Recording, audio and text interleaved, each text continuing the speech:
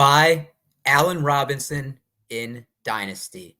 That's probably something that hasn't been said a lot this offseason. What's up, everyone? It's Eric, aka Doc, coming at you from the Triple Play YouTube channel and saying why you should take advantage of buying low on a lot of things that people are a player that a lot of people seem down on. So, look, let's just go into it and look at Allen Robinson's yearly finishes. Now, his rookie season was 2014. He played in 10 games, only started 8. So I want to start with 2015, first full season. Wide receiver 6. 2016, wide receiver 24. 2017, getting ready to head into a contract year, torn ACL week 1. 2018, wide receiver 40. 2019, wide receiver 8. 2020, wide receiver 9, and really fell off this year. But he's had 3 top 12 finishes, which would make him a wide receiver 1. 2016 wide receiver 4. So for more often of his career than not, he's been a wide receiver 2 at the minimum. So why was 2021 so bad?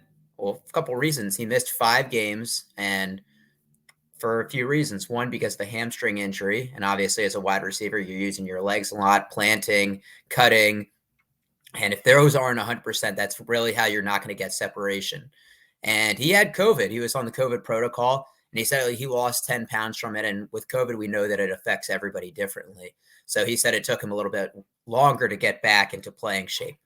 He also played with 3 different quarterbacks: Andy Dalton, Nick Foles, and Justin Fields. And none of those were particularly good. He played on a franchise tag. Him and the Bears couldn't agree to a long-term deal. And to be honest, I don't think he was motivated to stay with them.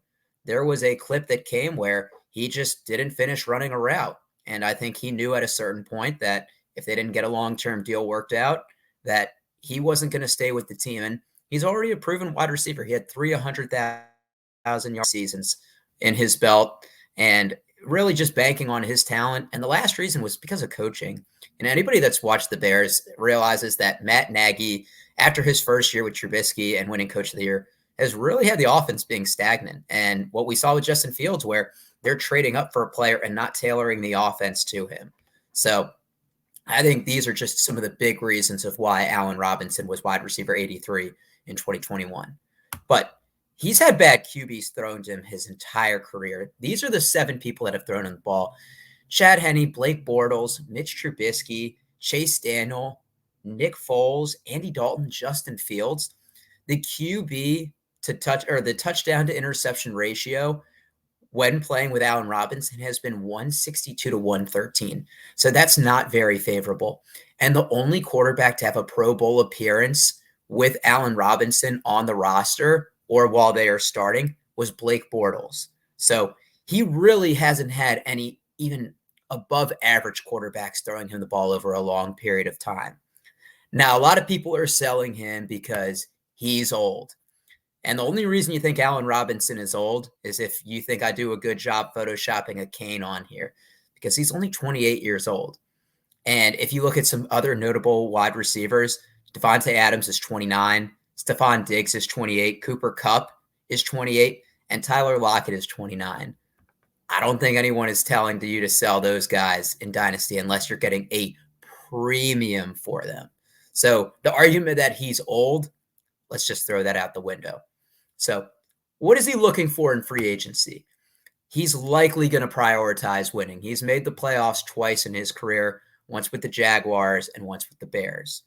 He's probably going to look for better QB play. And for that, he might take a smaller deal, whether it's in terms of annual salary or less years on the deal, because right now he has $45 million in career earnings just from football. And Allen Robinson's a multiple-time Pro Bowler, so he likely has endorsement deals. I imagine he's not chasing a big contract like he was when he first hit free agency. And he's probably looking for a more stable organization. He's played for the Bears and the Jaguars, and I'm sorry if I offend these fans, they haven't been some of the more stable ones in the last decade. And I think especially, like I said, at this point, he's going to prioritize winning. He's going to prioritize better QB.